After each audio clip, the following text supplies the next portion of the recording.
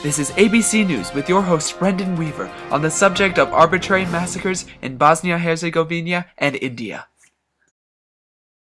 Some key terms presented throughout this broadcast are arbitrary borders, which are random borders set up in a region after a country of influence leaves; Bosniaks, Muslims of Bosnian descent; Muslim League of India, the main Muslim political party in India; and the BJP, which is the main Hindu political party of India. Bosnia-Herzegovina has been a republic for the Ottoman Empire and the Austria-Hungary Empire.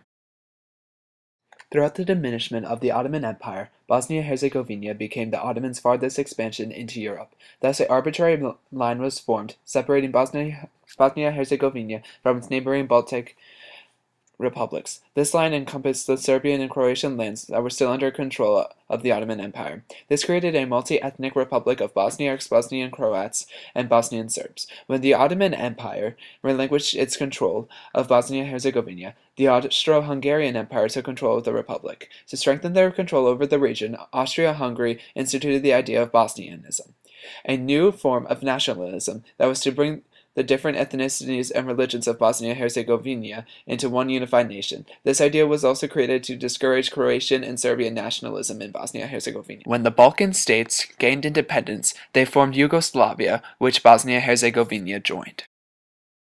With this formation, conflicts arose between the three major ethnic groups of Bosnia-Herzegovina: the Bosniaks, Bosnian Serbs, and Bosnian Croats. Bosnian Croats and Serbs wished to separate to their respective republics.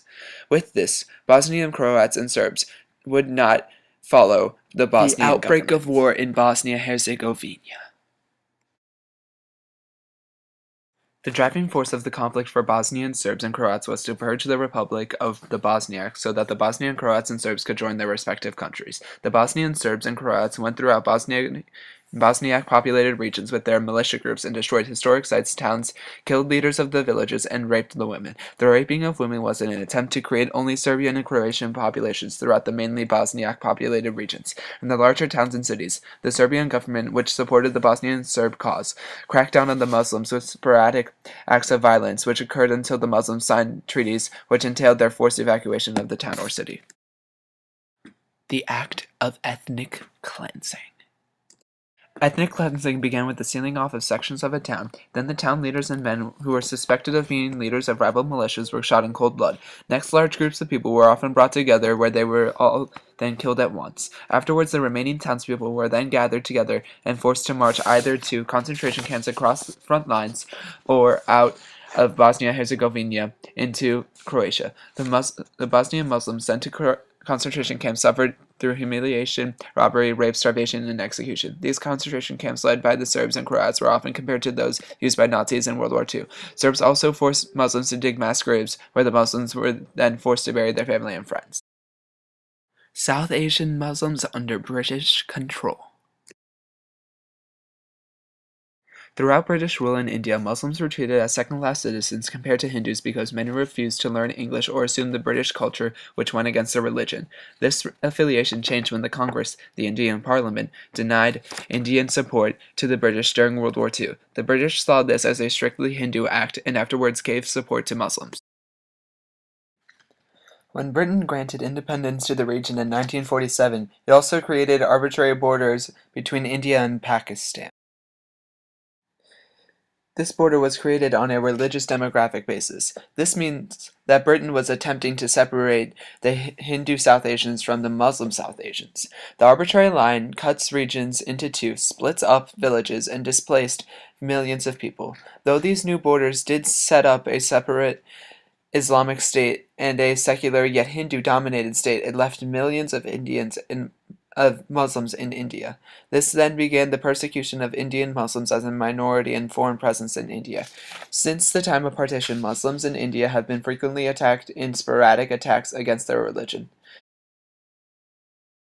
The arbitrary lines of Pakistan and India have been proven to be the primal cause of the Kashmiri conflict, which has brought great strife to Indian Muslims. The Muslim society began to be treated as a lower caste system within the Hindu society. With this, they have not been allowed to practice some of the most important parts of their daily lives, such as prayer and fasting. Also, political parties began to support the radical Hindus, and this led to their ability to take down the Mughal mosque in Ayodhya and attempt to construct a temple in the name of the Hindu god Ram in its place.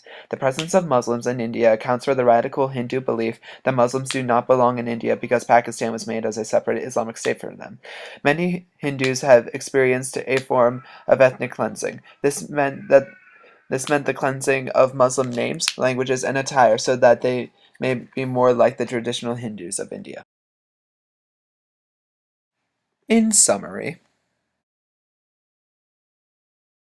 arbitrary lines have become the prerequisite for conflict in the future against opposing ethnic and religious groups.